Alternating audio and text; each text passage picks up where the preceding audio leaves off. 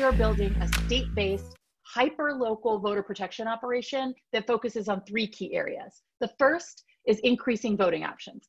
That's making sure that voters have access to multiple safe voting options, either by mail or in person, during early vote, and also on election day.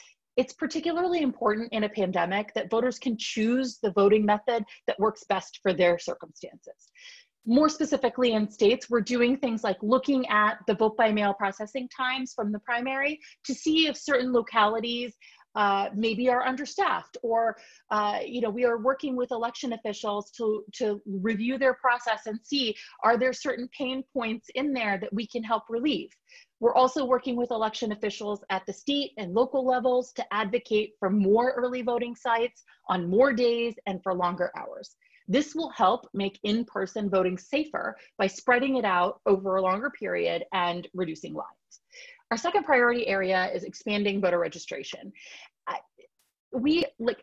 Campaigns talk about voter registration all the time because it's so critically important. This work is harder to do now that we can't be face-to-face and doing direct voter contact as we normally do.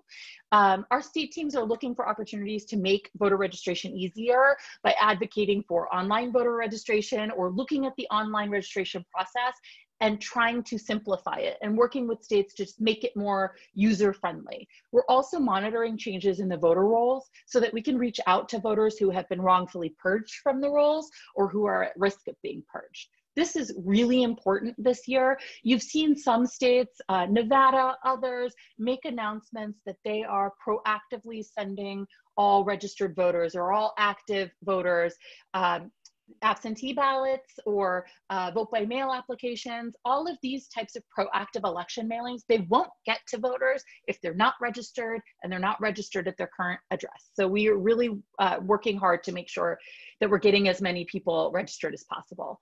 The third bucket of our work is protecting voters. And this is where you all can really help. The best way to protect voters is to educate voters on their rights. And we're providing reliable and updated information on platforms like iwillvote.com. We're staffing voter assistance hotlines across the country that are staffed with legal volunteers who are well-versed in the state-specific election laws. We also, in conjunction with the DNC, have a national hotline that voters from anywhere in the country can call for help with questions like how, when, where to vote, or even more complicated things. We can help you navigate those. We're also conducting outreach and preparing Know Your Rights and other education information that's aimed at helping people navigate the specific barriers that they face. And we are also recruiting, training, and deploying poll observers to polling places across the country. These are our eyes and ears. They identify issues, and to the greatest extent possible, they resolve them on the ground, in the moment, so that everybody can vote right then. They also report back any issues that they see to us so we can be monitoring for trends and take the appropriate action.